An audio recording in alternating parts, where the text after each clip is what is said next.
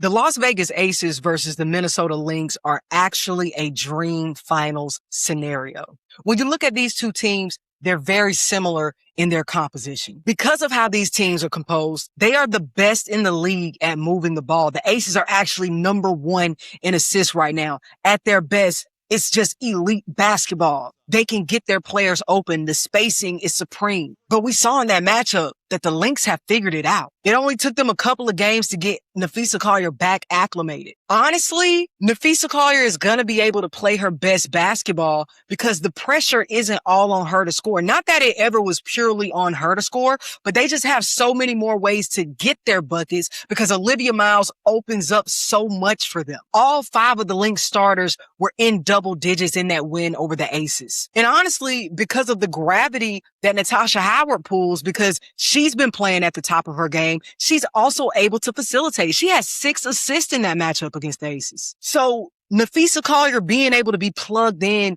the second half of the season might have been the best case scenario. She's had so much time off. She doesn't have the same wear and tear on her body. But when I'm looking at the Aces and I know what they're able to do in crunch time, I cannot bet against them. They have players who've been there before.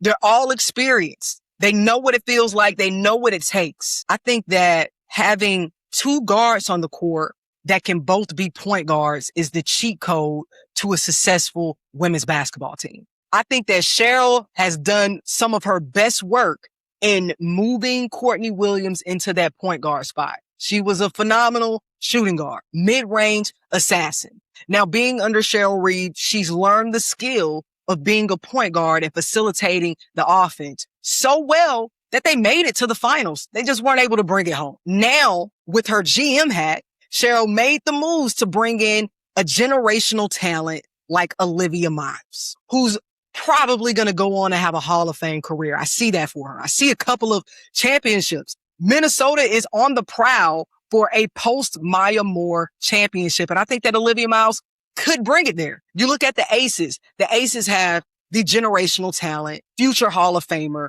in Chelsea Gray. Already has an illustrious career, multiple championships. She's trying to catch Rebecca Brunson, though. She's not done yet. And then you look at Jackie Young, also a future Hall of Famer. Probably the most versatile player in the WNBA. One of the most, if not the most. Her offense is so layered. She can score from anywhere on the court, and she's only improving game to game. One of the most athletic players in the game. And when she's facilitating at a high level, when she's having 7 or more assists, the Aces are more likely to win the game.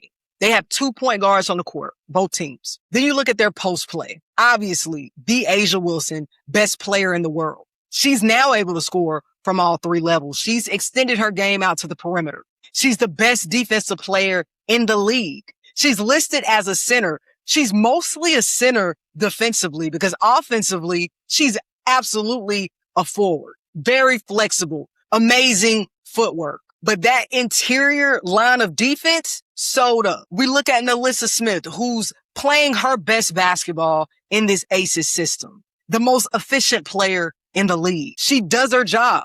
She's also a supreme defensive player. The Lynx have Napheesa Collier, a player who's extremely hungry. She wants an MVP, feels slighted for a championship, also feels slighted for an MVP. She has a lot to prove. She also has a lot on her shoulders. People are expecting the Lynx to win a championship in this Napheesa Collier era. She's a player who can score from all 3 levels, has been doing it consistently so for the past few years. The Lynx brought Natasha Howard back. Also, some of Cheryl Reeves' best work because Natasha Howard is at the top of her game. Over a decade in the W, she's at the top of her game. One of the most skilled players when it comes to footwork, when it comes to shots around the rim. She can also stretch the floor. Leave her open, she's probably knocking that down from the perimeter. Both of these teams have the best 1-2 action in the league. We're looking at both teams' starting lineup where the Lynx edge out is having the OG